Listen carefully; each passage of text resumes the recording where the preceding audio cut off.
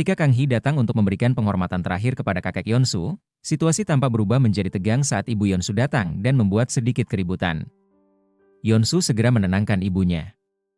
Kang Hee kemudian bertemu dengan ayahnya, tetapi ia memilih pergi begitu saja. Saat mendengar dari teman-temannya bahwa Kang Hee sudah pergi, Yeonsu segera mengejarnya. Ia ingin Kang Hee makan terlebih dahulu sebelum benar-benar pergi untuk menghargai kepergian kakeknya. Meski sebenarnya Kang Hee ingin menerima ajakan itu, ia mendengar penduduk setempat bergosip buruk tentang dirinya dan ibunya. Karena itu, ia mengurungkan niatnya. Namun, Yeonsu bersikeras karena makanan tersebut adalah sajian dari kakeknya. Dan ia mengingatkan bahwa Kang Hee seharusnya menyapa teman-temannya terlebih dahulu, terutama Arum. Kang Hee akhirnya menemui Arum, yang hampir saja merajuk karena merasa dilupakan. Saat itu, musuh bebuyutan mereka sejak kecil muncul dan mulai mengejek Kang Hee beserta teman-temannya. Mereka menyebut Kang Hee dan gengnya sebagai penjahat kampung yang hanya suka berkumpul di motel. Ejekan itu dianggap sebagai aib di kampung mereka. Tak tahan dengan hinaan tersebut, Kang Hee bergabung di meja mereka yang menghinanya. Di sana, ia melihat seorang pria yang ternyata adalah Honyol, seorang anak nakal yang pernah disambar petir saat kecil.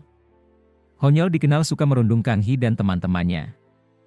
Bahkan pernah memanggil Kang Hee sebagai anjing kampung karena tinggal di motel. Saat Honyol mulai mengejek lagi, Kang Hee memperingatkannya agar berhenti, atau ia bisa terkena petir lagi seperti dulu. Tak lama kemudian, petir benar-benar menyambar, dan kejadian itu membuat gempar penduduk setempat. Honyol terus meremehkan Kang Hee, termasuk pekerjaannya di Seoul. Untuk menjaga harga dirinya, Kang Hee berbohong dengan mengatakan bahwa ia bekerja di perusahaan asing dengan jabatan tinggi. Namun, Honyol tetap meremehkannya, bahkan menyindir bahwa wanita yang bekerja di kota hanyalah wanita nakal. Kang Hee yang tidak terima balas menyerang dengan menyebut Honyol sebagai pria gagal yang pernah menghamili seorang gadis bar hingga dikeluarkan dari sekolah. Honyol merasa dipermalukan, menyiram Kang Hee dengan air minuman. Kang Hee tidak tinggal diam dan membalas dengan menyiram sup ke arah Honyol. Saat Kang Hee hendak pergi, Honyol melemparkan botol minuman ke arahnya. Beruntung, Yeonsu segera melindungi Kang Hee dan memukul Honyol. Yeonsu kemudian meminta temannya untuk mengantar Kang Hee pulang. Akibat kejadian itu, acara pemakaman kakek Yeonsu menjadi kacau, dan banyak orang menyalahkan Kang Hee sebagai penyebab keributan karena ia dianggap gadis bermasalah. Begitu juga dengan ibunya Yeonsu yang melarang anaknya untuk dekat dengan Kang Hee. Kembali ke Seoul, Kang Hee menerima telepon dari klien lamanya, Sok Kyung. Ia baru ingat bahwa setelah berhenti bekerja, Sok Kyung pernah menghubunginya dalam keadaan mabuk. Saat itu, Kang Hee bertemu dengannya dan membicarakan desain yang sedang dikerjakan. Ini adalah pertama kalinya Sok Kyung bertemu dengan wanita seunik Kang Hee. Namun, setelah menyadari perilakunya tai malam, Kang Hee merasa sangat malu. Pada hari yang sama, Kang Hee juga mendapat telepon dari Direktur Huang. Ternyata, ia berhasil membuat Tuan Mok bertekuk lutut. Tuan Mok diketahui telah mencuri ide desain Kang Hee dan menggunakannya untuk memenuhi permintaan klien mereka, Sok Kyung dan Esther. Namun, klien tersebut mengetahui bahwa Kang Hee adalah orang yang membuat desain-desain itu. Mereka menyatakan akan melanjutkan proyek hanya jika Kang Hee memimpin proyek tersebut. Tuan Mok lalu meminta bantuan Direktur Huang untuk membujuk Kang Hee kembali. Tanpa meminta maaf atas kesalahannya, Tuan Mok hanya berkata bahwa ia akan menerima Kang Hee sebagai karyawan tetap jika ia mau bergabung lagi. Namun, Kang Hee menolak. Ia sudah memutuskan untuk meninggalkan Tuan Mok dan tidak akan menyerahkan desain-desainnya. Esther, yang sangat menghargai karya Kang Hee, menawarkan bayaran tinggi untuk desain tersebut. Meskipun begitu, Kang Hee tetap menolak uang pemberiannya. Ia justru berterima kasih kepada Esther dan Sok Kyung karena telah menghargai dirinya sebagai seorang desainer. Esther, yang sangat terkesan dengan Kang Hee, mulai menganggapnya sebagai teman dan secara khusus memberikan undangan pernikahan. Sementara itu, Yeonsu yang sedang bersama Arum di sebuah taman tiba-tiba dikejutkan dengan beberapa anak anjing yang lepas dari seorang mahasiswa kedokteran hewan, Nanwoo. Ia yang mengumpulkan anak-anak anjing yang sedang dikurung. Mengetahui bahwa anak-anak anjing itu akan dijadikan alat uji coba, Yeonsu segera menghubungi pusat perlindungan hewan dan menyerahkan anjing-anjing itu ke tempat yang aman. Meskipun tugas Nanwoo terganggu karena tindakan Yeonsu, ia justru jatuh cinta padanya apalagi ternyata Yeonsu adalah kakak seniornya. Nanwoo meminta Arum untuk mengenalkannya pada Yeonsu. Tetapi Arum menyuruh Nanu mendekati Yeonsu sendiri.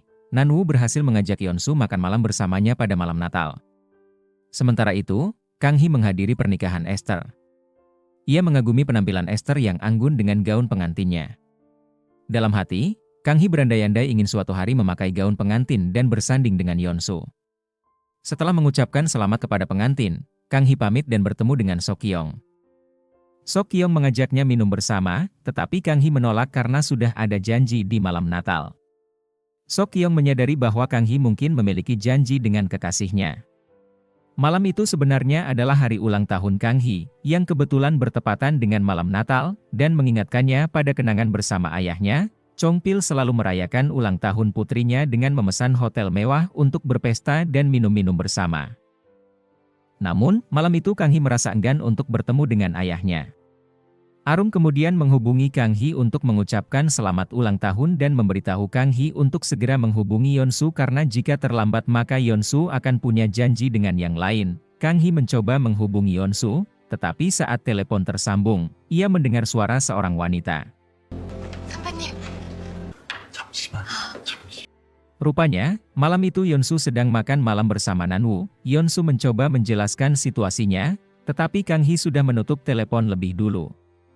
Chong Pil kemudian menghubungi Kang Hee untuk menemuinya karena ingin mengucapkan selamat ulang tahun, namun Kang Hee menolaknya. Chong Pil lalu mengatakan jika ada Kang Hee sudah mempunyai kekasih dan membawanya ke tempatnya maka ia tidak akan mengganggu Kang Hee lagi.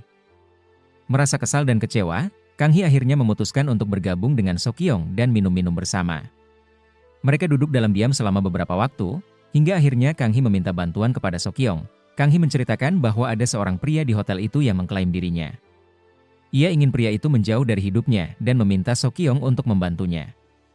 Tanpa banyak tanya, Sok Kyung setuju. Mereka berdua pergi ke kamar hotel yang dimaksud Kang Hee. Namun, saat tiba di sana, Kang Hee terkejut. Pria yang menunggunya di kamar itu ternyata bukan ayahnya, melainkan Yeonsu. Awalnya, Kang Hee berniat membawa pria lain agar ayahnya berhenti merayakan ulang tahunnya. Ayahnya pernah berjanji tidak akan mengadakan pesta ulang tahun lagi jika Kang Hee memiliki kekasih.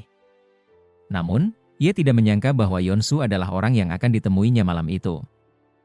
Situasi menjadi canggung ketika Sok Kyung, yang tidak tahu apa-apa, memperkenalkan dirinya.